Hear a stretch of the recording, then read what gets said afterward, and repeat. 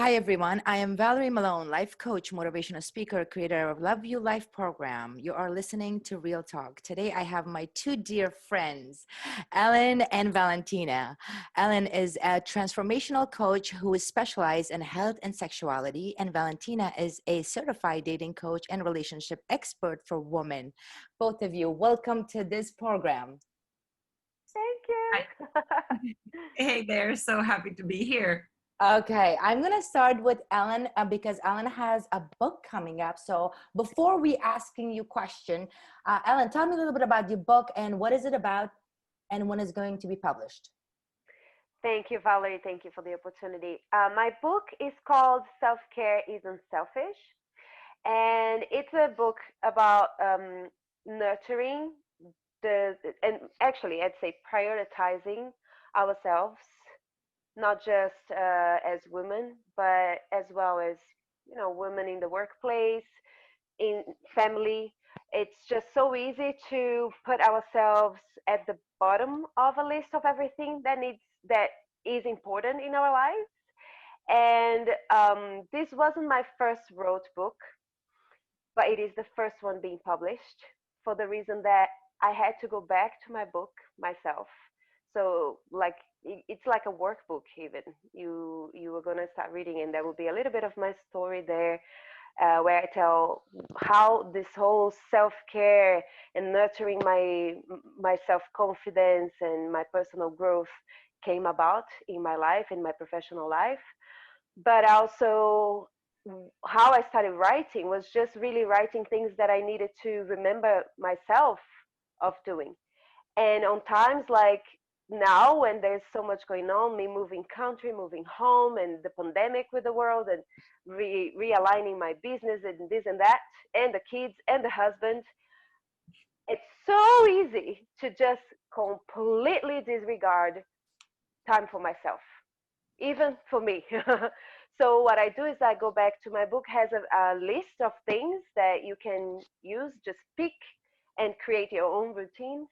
So it's very practical. There is a self-assessment as well to just to check in, because some people might think, I take good care of myself. I go to the gym, and it's not just that. So um, there is a chapter of my book right now available for anyone to download. Is a preview.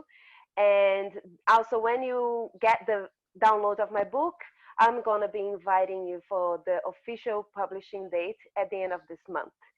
And self-care isn't selfish is really like a mantra. It starts because I had to keep telling myself that it was okay to really put myself first. No, self-care isn't selfish. Self-care isn't selfish. And that's how the name of the book became about. Yeah. Wow, great. Because so I had both of you and my podcast, and Valentina, and when I had you, I got so many responding people ask me questions. So I'm going to start asking you a question. Some of the questions that my audience send it to me.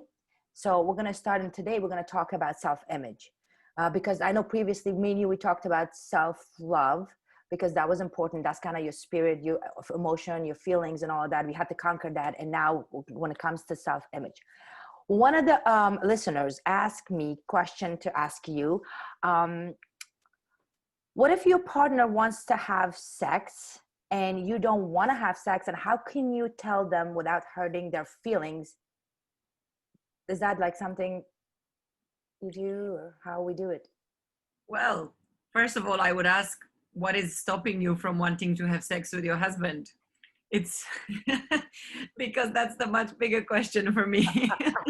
I like to answer questions with another question, the coach in us is always like that. I mean, I think we mentioned in the previous call we had that I believe that sex is relationship glue. And if you have some sort of resistance towards your partner initiating intimate contact with you, the problem is much bigger. The barrier that you're experiencing is not so much in how to say no, but it's much more about why this situation is actually causing you to say no. So I feel that when it comes to self-image, a lot of, in my experience working with clients, I was having this conversation with a client yesterday, there is this I think, misconception in the world that it's always the woman who says, oh, darling, I have a headache, not today, whatever. I work with a lot of couples, and I would say that in probably 90% of the cases, it's always the women who are complaining they're not getting enough sex. I don't know, maybe it is just a portion of the world that I'm seeing, but I do believe that that everybody has this misconception that it's always the husband pushing for sex. In my experience, that is not the case. So to me, the question is not so much how do you say no to your husband, but the question is why do you want to say no to your husband? Because to me, the physical intimacy is a result, especially for women, right? Men are much more direct when it comes to sex. They think of sex, they want sex, okay, they get aroused, easy, right? But for women, the arousal process, the desire is an emotional and intellectual process. And there is this, I don't know if you're familiar with the book Come As You Are, is a book by a beautiful lady who talks about the two different types of desire, the spontaneous desire and the responsive desire. And the idea of responsive desire, she has this beautiful metaphor. She says, it's like planning to go to a party. Spontaneous desire is like, okay, I'm thirsty, I'm going to get a glass of water, done, right? It's that simple. But that kind of desire happens in the early days of a relationship, when you're actually in the phase that we call lust, right? When chemistry is really strong and you just kind of can't take your hands off each other. But later, after the lust phase kind of eases off and you start changing the chemical balance of hormones in your body, desire has to be built. So she talks about responsive desire being like an invitation to a party, and then you're kind of thinking about it for the whole week, and you're thinking, oh, what am I going to wear? What shoes am I going to be wearing? And why am I going to go there? But the bigger question is, what happens if you don't like what's happening at the party? So my guess about the question that you're asking is that actually your client doesn't quite like what's happening at the party. That's why she wants to say no. Wow. Wow, that is so true, Ellen. So we talked about like self-image. This is now we're going to come back to what we're going to talk about. Ellen, self-image. You are expert on that. Meaning we talked about this a lot. A lot of women in today's society look at the self-image as in actually physical mind and body. They look at themselves in the mirror. So that's why the industry of plastic surgery and Botox and all of that is booming, because they're not comfortable with themselves. They feel like if they kind of like tailor their body and make it appealing, and that's how, if they look attractive to other people, then I'm comfortable to have sex. I'm comfortable to be in a relationship, and I'm actually going to find love. What do you think of that? Right. So I like to give my experience. It's so easy to just share what happened to me, hands-on. I grew up in Brazil, in a part of Brazil where I looked different. I was born in the north of Brazil, and everyone looks like me. So the typical Brazilian, where like I have indigenous in my family, I have European, I have black, I have all the mix. And then when I was about 9 or 10 years old, I moved to the south of Brazil, where it's predominantly German. All the people there will look like Germans. Tall, blue eyes, blonde, fair skin. So I believed, I don't, like, I could point out where that belief came from, but I didn't think of myself as pretty, because to be pretty, I had to have a certain standard of look. And that was it. And I got around it. It didn't really interfere me growing up. I just sort of shut off for that. I wasn't interested in boys for a long time, because I just studied and did sports, anything. And I'm shortening up this story here. A lot happened, of course. And then one day someone asked me to go to a model agency because I looked exotic. That was I couldn't even comprehend why I would have been asked to go to a model agency. So what happens is that at that time, they wanted someone who looked different for the market where everyone looked the same. And from there, I became international, and I was considered very beautiful. It took me a long time to even understand that.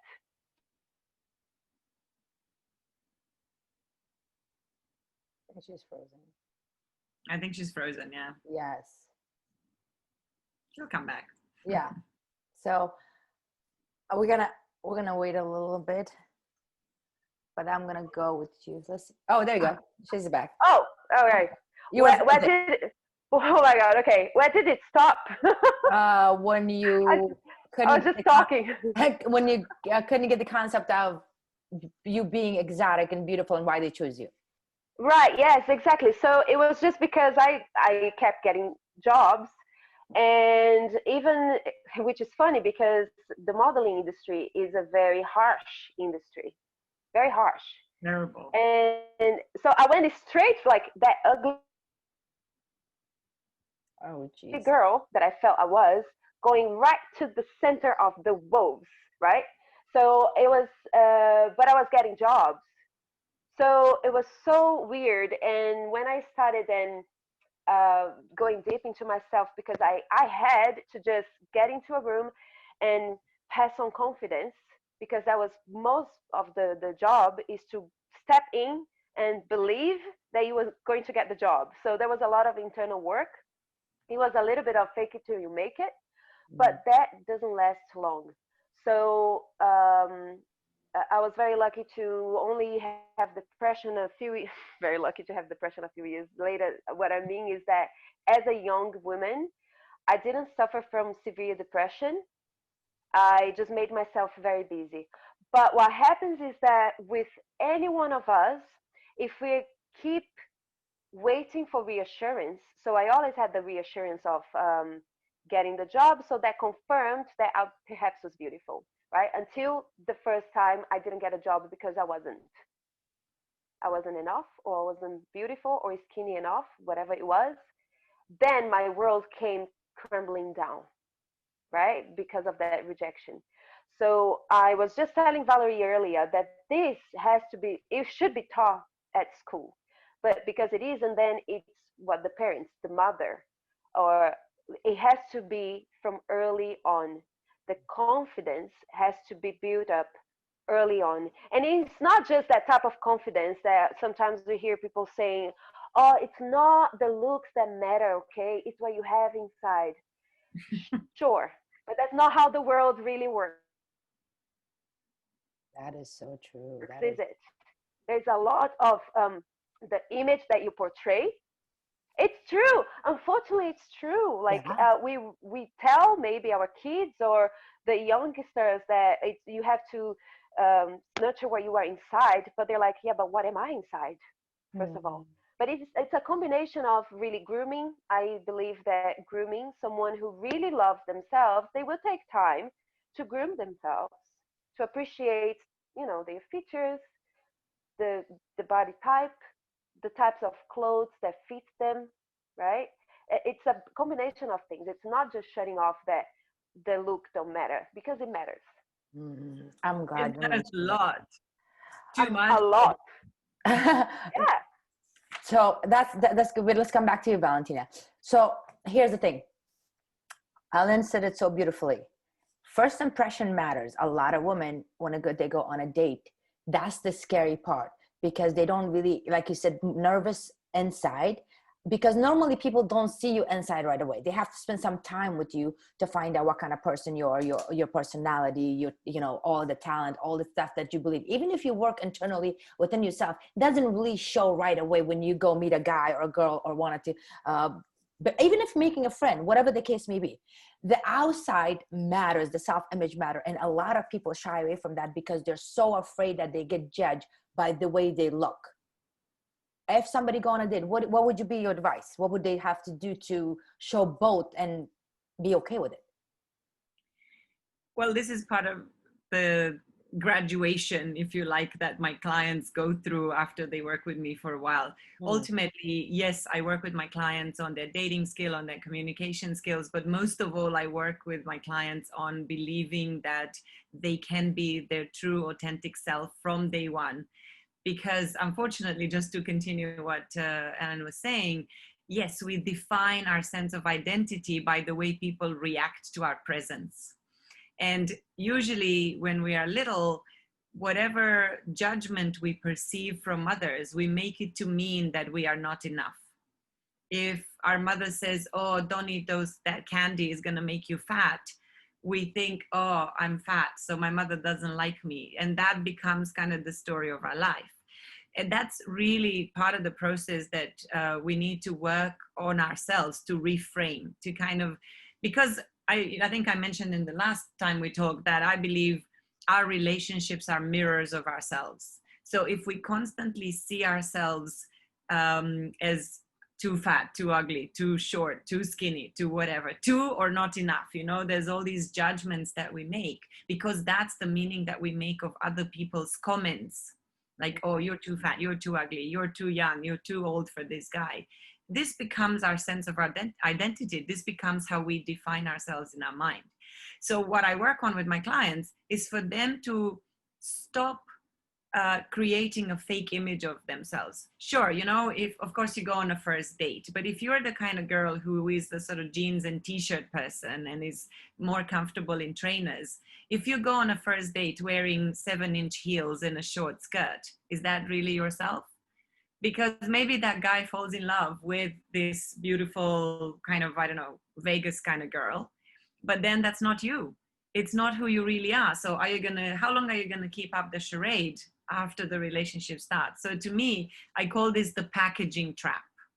We fall into the packaging trap so much, so the fake boobs, the overly done makeup and all that. It is creating a packaging for what's inside, because as Ellen said, people do judge us by the packaging. We do judge the book by the cover.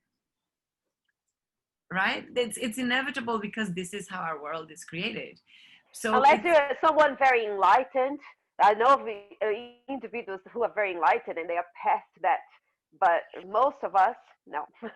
I can tell you, I think of myself as quite enlightened, but I'm still looking at someone who's not hot, who's like, I don't think so, dude. Like, I'm gonna raise my hand and say, physical attraction is important.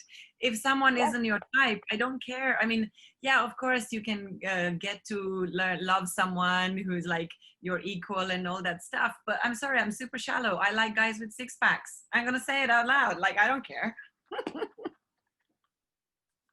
Sorry, excuse me. I have to defend you, but that's not being shallow. It's just like there's so many levels of 6-packs. But just like a man who is confident of himself and has self-esteem and he takes good care of himself and it's healthy, etc., etc. That is a combination of things that not always, but it can show of a healthy person, from a healthy person to another healthy person. It's the same frequency. It will attract you because he takes care of himself, but just because someone looks good, it doesn't mean that they have a good image of himself. As you would know from the modeling world, I know so many models, I work with so many models who are literally some of the most beautiful women in the world. I don't think I've ever seen so much insecurity as in a room full of models, and so much self-judgment. And absolutely. Because of course the industry is terrible. My model friends are telling me all the time, I mean, they're like size 0, skinny, tall, beautiful, and it's like, oh, I went to Milan and they told me you have to lose 4 pounds by tomorrow, and it's like, what's with that zit on your face? So it's a very, very judgmental, and of course you have to face rejections all the time. But even the hottest people in the world, actually a funny story, one of my clients who has recently graduated from my program met somebody that we jokingly called the saint. So if she hears this, she's gonna die, because I'm just always joking about it. But because he's such a good guy and he's like gorgeous and whatever, so we jokingly have this nickname for him. And I've invited them to come to my Halloween party in a few weeks' time, whatever. And she was saying, oh, what outfits should we wear? And because I've met the guy, I said, why don't you ask him to come as Aquaman, He's like, he's got the body for it. And he is like a beautiful man, I have to say. I hope he listens to this as well, but I don't care. And he said, oh yeah, but I don't have the pecs, I don't have the long hair, I don't have the tattoos, so no, I don't think that's me. So the point of this is really to understand that no matter how the outside world sees us, we are our biggest critics. And that's what I work on shifting this. It's a little bit like when someone has an eating disorder, they suffer of a condition called body dysmorphia. So they cannot see how skinny they are. And to some extent, we all have a level of dysmorphia. No matter how good we look, we always have this tendency to kind of say, oh no, but I'm fat. Or if someone pays us a compliment. For me, this is a good measure. I have two tests that I run with my clients when it comes to their level of self-love and self-acceptance. One of them right here next to me where I'm sitting, this is the sofa that my clients are sitting on normally, right? So I usually sit there. But I have a mirror over here. A mirror. I was going to say, yes. I was going to say, yeah. So I asked the clients, and this was designed originally not as an office, but it's perfect how it's done. So I say to the clients, okay, look at that person in the mirror and say, I love you. You have no idea. I mean, you probably do, Ellen, but so many people just say, no, there's no way I can look. Or cry. They start crying. And people who are gorgeous. So of course, I believe that all my clients are beautiful in so many ways, but people who are objectively beautiful, like models and like people who you look at them and you think, oh my God, how can you not be the most confident person in the world? They go, no, I never even look at myself in the mirror. Or when I look in the mirror, I look superficially. I don't look in my own eyes. So this is test number one. And test number two, which is a little bit more subtle, is I give a client a whole bunch of compliments. So I say, oh, but look, you're a beautiful woman. You're like a great mother and all that. And if you pay attention to their body, people that, how can I put this? If the compliments that I give them align with what they believe about themselves, their body will give subtle signals of acceptance. Like, okay, yeah, true, maybe, okay. But if you give someone a compliment that they don't believe at all, you will see that their body goes, nah, like this. They will be like a pulling back. Their eyes go up, just to check. No, that doesn't compute. It's because we have this image of ourselves, which is in the back of our mind, and we're constantly checking the feedback that we receive from the outside world, if it fits with our image of the world. If that image is aligned, our body goes, yeah, okay, yeah, thanks, But if the person doesn't agree with that, if it's completely against their belief about themselves, their body gives them away straight away. Wow. So this is a great test as a coach to see what is the core problem that a client is experiencing. And actually you can use it. I use it for dating. I use it for, just to read people, to understand how they feel about themselves. And it's incredible how much, if you pay attention to these things, you can read in a person's, body language. That's what they talk about. Well, this is going to take back to the Ellen, what she said about her book, Care for Yourself, is attraction from outside and inside coming. And I experienced that myself. God, I'm far away from being a model and from being size 0, which I never wanted to be. But I think, Ellen, when we talked about this, and it is so important for people to know, sometimes the pressure of the society that they're expecting, even if you're beautiful, let's just say like we consider someone beautiful. If they keep being told that they're beautiful, that expectation itself is such a stressful thing, because now you're becoming that image. Now you always have to, God forbid if you have hair up and with your sweatpants sitting down, because, oh wow, like what happened to you today? Why you look tired? And you're like, no, I'm not. What do you think of that, Ellen? She's frozen. Oh, she's back. I don't know what it is. I don't know if I should change the room. So it's crazy because, again, just to confirm what Valentina said, the most standardized beautiful women, because I started seeing beauty in a complete different way, right? I see beauty everywhere. I just see different qualities of beauty. So Me too. it's now not fair for me to judge, and that's why I also stopped working in fitness coaching, personal training, all of that, because I couldn't help my clients on what they wanted from me anymore. Because now I started when they came to me like, I want to be better. Okay, I want to look better. That's what, because they never know exactly what they want. That's a problem for the trainers, Mm. because people don't have specific goals. We have to figure it out for them, and usually is based on a celebrity that they saw or their friends, how their friends look. So it's a like a standard that they created. So these people started coming to me and they're like, yeah, I want to be better. And I was like, but you look perfect for me. You are a very healthy woman. You're not obese. I do a fitness assessment. You are fit. So what exactly do you want? That's what started happening, and it didn't work anymore because they were like, no, but I want to have a six pack. And I was like, for you to have a six pack, you're going to end up developing eating disorders. I don't want to do that for you. And also, it's not natural for your body because this is genetics. Not everybody is designed to have six pack. So you're really going to be in trouble. You're not going to be healthy. And if it was a woman, for her to have a six pack probably would mean she would lose a lot of body fat to a point where she would not have her period anymore because she would be so low in fat, and that was not healthy for her. So that is the problem. There are so many standards and they change all the time, and people try to just keep up with that. So like people if they started to just believe, first of all, that they were perfect as they are, because that's the truth. Unless you have really serious disease that is putting your health in risk, like obese or heart or something like that, then your body is responding to your lifestyle. So if you are a happy person, your body will be exactly as it is supposed to be, because that means you're eating well, you are sleeping well, and your body is what it is supposed to be, because we're all different. We can't all look the same.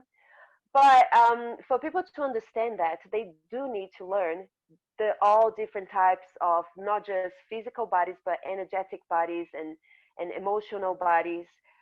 Ayurveda does that a lot, and that's the work that I do with my clients. Now, if I'm leading the wellness path with them, is to figure out those types of physical, energetic, emotional bodies, because then we will figure out like how is the best lifestyle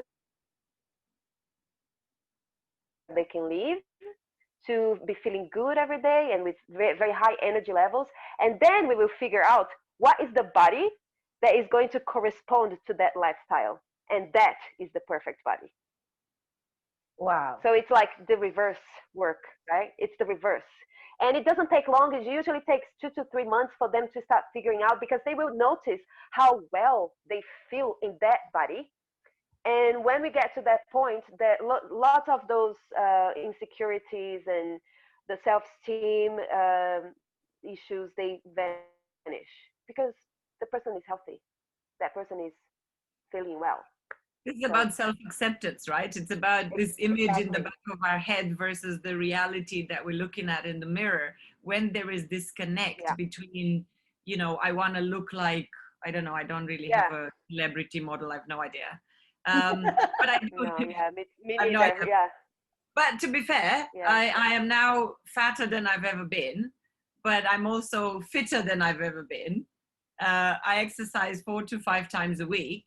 And despite the fact that I usually date people with six pack, I know that I will never have a six pack because I'm just never prepared. I don't want to put myself through the, as you said, the extreme type of behaviors that will guarantee that at the age of 46, after I've been on post breast cancer treatment, to actually for me to want to lose that amount of weight and to completely screw up my body chemistry just because I have this vanity. Although I do have a picture of me 6 years ago when I was much slimmer in my vision board, but I consider that to be a good memory. And what I always try to encourage my clients to do is to become internally referenced, which means, you know, if I compare myself with all the other people in the world, I'm never going to be just like someone else, because my body is different.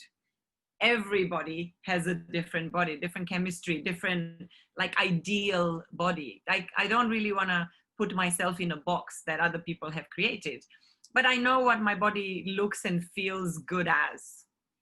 Of course, 6 years ago when I was 10 kilos lighter, it was 6 years ago pre-cancer. Now I'm much older, my hormones have changed, and it's much more harder. Plus I'm on medication that is actually stopping me from losing weight. And yes, I could continue to have this constant battle with myself, starving myself, going into God knows what extreme behaviors. Or I could say, well, you know what? Believe it or not, I'm still getting a lot of compliments for my curves. So I'm like, should I choose to embrace my curves, or should I choose to kill my beautiful please breasts? embrace your curves. Oh my God. I'm totally You're embracing such my a curves. beautiful woman. You know what I mean? And it's totally Unfortunately, like, I was gonna say, unfortunately, with a six pack comes 3 size less in the bra. So I'd rather keep my big bra than have a 6-pack. Well, to that to say, please, yeah. Valentina, I don't want to have 6-pack because I personally like a feminine body of like, you know, a little bit of fat, because you remember, Ellen, the old drawing of people and the Greek goddess when the women were naked and they have this beautiful body with the little like, yeah, with the stomach, the little stomach they have, and their boobs are like not really up And here. you know,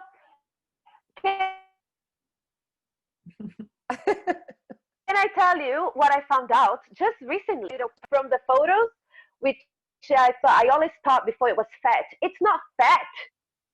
It's the diastasis recti from giving birth.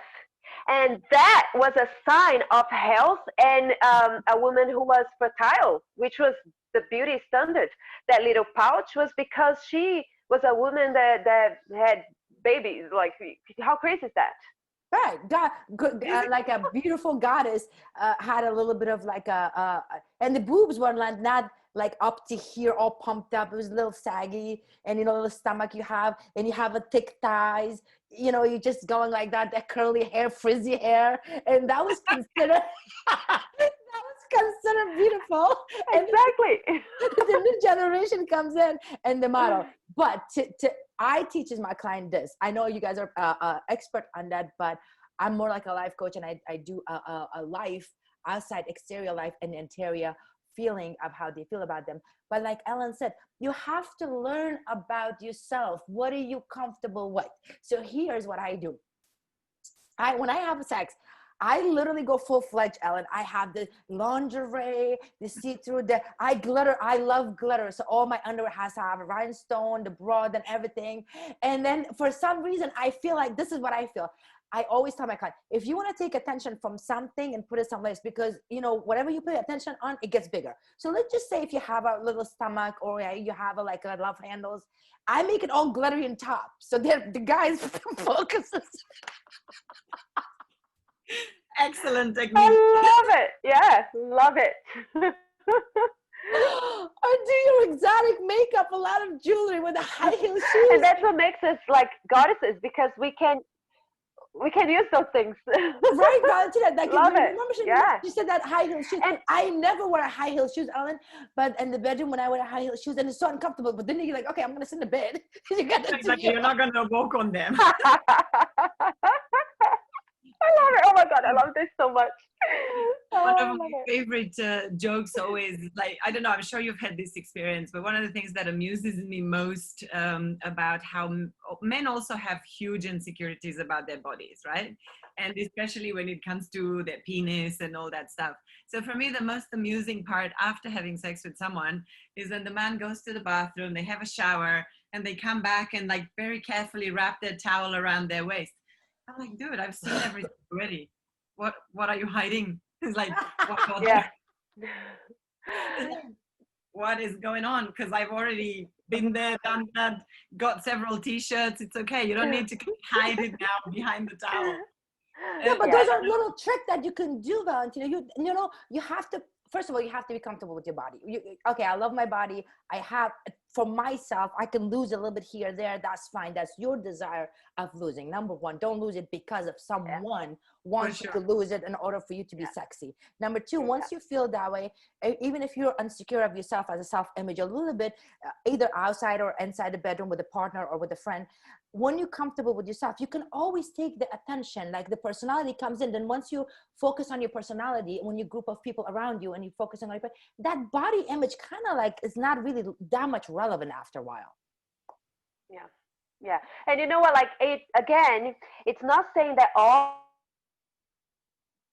our insecurities go away even after being a coach. No, of course. It doesn't, because we're only human beings as well, you know. It's an ongoing work. It's always evolving. But the thing about, like, exactly how you say, there's women that would never ever have make love with the lights on. So I love that you said, Valentina, the mirror work, because that's also the first things that I do. And it's so true. Like, some people take 2 months, like a couple of months. That was the maximum time that it took for someone to break through, being able to look at them, not even say anything, saying something nice to themselves, looking in the mirror is almost like the next level, the advanced level. Just being able to look deeply into their own eyes through the mirror. But then, like, the being comfortable with the body is also mirror work. It's women literally being naked and looking at their bodies and giving a self massage, and like, yeah, whatever, maybe one day you will feel like you have the perfect body for your own standards, but maybe not yet. Like, we go through so many cycles in life, right? And but it's okay if you just be comfortable by looking at yourself and touching yourself. But if you can't do that for yourself and you expect that it's going to be okay when you are with someone else, it's almost putting too much pressure in the other person to have the job to make you comfortable. Exactly. You know, so Valentina, I did that exercise you told me the last time we talked about. So I take a shower, I see myself naked, but the way she told me, she was like, oh, you have to. I was like, you know what? I'm going to try that. And I got to tell you, I give birth to 3 kids natural, breastfeed them, had multiple partners during my life and stuff. I've seen myself naked. I was like, oh, wow. Oh, wow. There's things you see that you don't see. And you like kind of like cringe at first. And you're like, ooh. And I started Ellen with like doing like a minute. And then I increased and I increased. And I was to the point that I'm like, Ellen's voice was in my head. Like, if you be comfortable with yourself. And I did, because I always said to myself, like, I've never like look at myself down to see my vagina, like actually how it looks like, you know, I mean, I have, but not like to the expect of, oh, do I actually comfortable with it? And not when as an exploration, not as like, yeah. That's a hard exercise, Ellen. Yeah. And I did that. And now I'm comfortable. But then here's what I realized, Ellen, after doing that exercise, that actually made me aware. Okay, you know what? You need to like rejuvenate and do some things and get some stuff out of here, make the skin color nice. And I did the work for myself. I was comfortable to be aware of what I like. And then I was like, okay, this, whatever. And I fixed it. And that's how you become confident of your self-image. Yeah. it's about the acceptance of what is rather than a desire to be something different. That's how I like to look at it. Ultimately, self-love is about that, learning to love what we have, because this is the body that we're in this time around. This particular life is about this body. And I feel that a lot of our journey in a physical body is for us to learn this, to love ourselves unconditionally.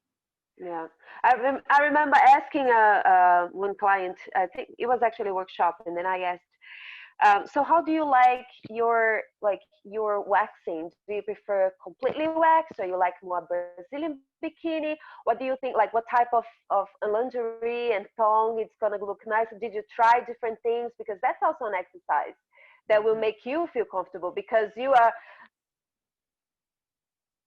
choosing out. And then I sweat, like, women were like, oh my god, I don't want to talk about that. I'm like, how not? And why not? That's a crime. What do you mean you don't want to talk about what's your why not?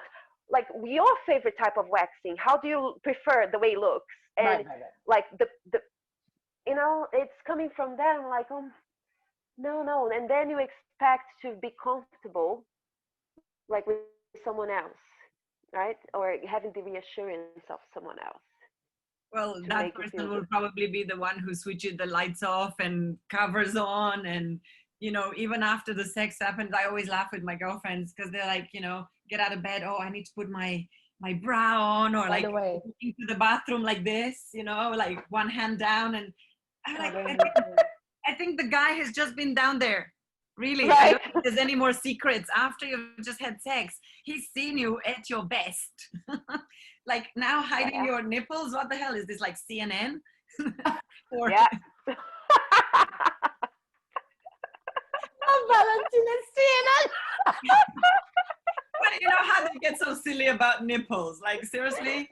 Oh my God, love it. Ladies, this was so fun. But before we go, I'm afraid to ask my last question.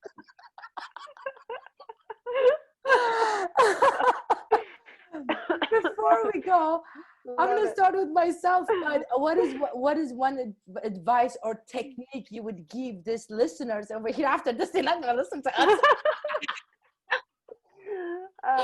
But to them to just embrace their self-image. Mine would be to know that, listen, you have hair and your nipples. Yes, you do. Everybody does. You have pimples down there. Take care of it. You got boils there. If you take care of it, it'll be fine. You're gonna be a little chubby. That's okay. Get you Hopefully wax. not too often because they're Yeah. very painful. You have a mustache, you have a beard, wax it off, get rid of it. Everybody has. The model has it, celebrity has it, everybody. They're just polished, and that's how they come in. Don't be fooled to think that they're so unique or different than you that they don't have any of that. No, we all have it. Some people groom themselves, they love themselves, groom themselves good, and they're comfortable with their body.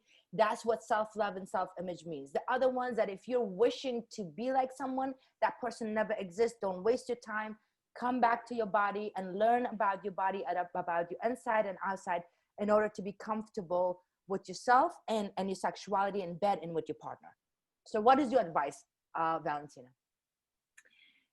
For me, one of the most important lessons in my life has been to make it a practice not to compare myself with others. So for me, the way I'm quite determined of getting, and I manifest my reality. I'm the queen of manifestation. I always laugh about this because whatever I want in my life I achieve, except for my six-pack, but I don't want it that bad, I suppose. That's why I haven't manifested it. That's why it didn't happen. But so I focus very much my attention on being better today than I was yesterday. And that better, whatever that judgment is, really depends on the day. Instead of thinking, oh, look at that girl, she's skinnier than me. Look at that person, she's got, I don't know, longer hair than me. I don't care. To be honest, I've come to the point. Of course, it's not constant, and as you said, we all have our little insecurities, or I don't even want to call them insecurities, but they're the gaps towards growth. Those things that you can still work on. So what I try to do, instead of looking at someone who's like, oh, look at her, she's skinny, she's beautiful, she's whatever, I look at how I was. If I want to be something, I kind of create this image of myself in the future. As you said, Valerie, like maybe I want longer hair, maybe I want to lose a few pounds, whatever it is. But I'm manifesting that reality. So I focus so much in my body, in my mind, of visualizing myself, feeling myself skinny if I want to be skinny, or feeling myself, I don't know, right now I want to go back and do another TED talk. So in my manifestation meditations, all I do is see myself on stage in front of thousands of people impacting lives. So I know that's going to happen, but the way for that to happen, and this is the key to manifestation, is for me to actually live that moment, to feel like I've already achieved that goal, because in the mind there's no difference. If I've already imagined that I am in front of 5,000 people in an auditorium and I give them a talk that changes their life, and I feel that joy, I feel the gratitude for having that opportunity, my mind has already made that journey into the future. So I know it's going to happen. It's the same with achieving any other goal, So it's not about what other people say about you, what other people ask you to do, but it's about you literally focusing on yourself and being a better version of yourself tomorrow. Because I think it's so much easier to achieve as well. But the one danger, just one final thing, is that very often we are our worst critics, toughest critics. So even when the world tells us you're beautiful, you're amazing, you're doing great, if we have an inner critic in our mind, that critical little devil voice that keeps saying, no, but you're stupid, you're ugly, you're old, you're like this, we have to work with that. We have to work on that, on changing the power of that inner critic to learn lessons. So that's a very powerful thing. That's what self-work means to me, is kind of shutting down our demons and believing in the angel on the shoulder, not the devil that keeps telling you that you're not good enough. That's true, because Ellen said, I do the same thing. Like, I look at everybody as perspective of love and beauty. I think everybody's beautiful. I don't think anybody, for their image, for their body, think everybody's beautiful. But it's themselves that doesn't think that. Your thoughts, Ellen? So first of all, I would say go to the link mybook.ellencosta.com and download the chapter of my book, and you have a chance to get the book as well, as a gift, with a very cute coffee mug. Self-care isn't selfish, but I would say that it's you being your biggest fan from the moment you wake up. Before you go, if you're on social media and you go liking other stuff, like yourself first. If you're not on that place yet of being your biggest fan, then do whatever it takes to get there, and that will open up a whole new different life of not just acceptance and confidence, but it will impact the people around you as well. Enlightenment. It will create enlightenment. I've seen myself. Yes, that's what it is. Because me and you talk about that a lot. Ladies, it was such a pleasure having you guys. We should definitely do this again.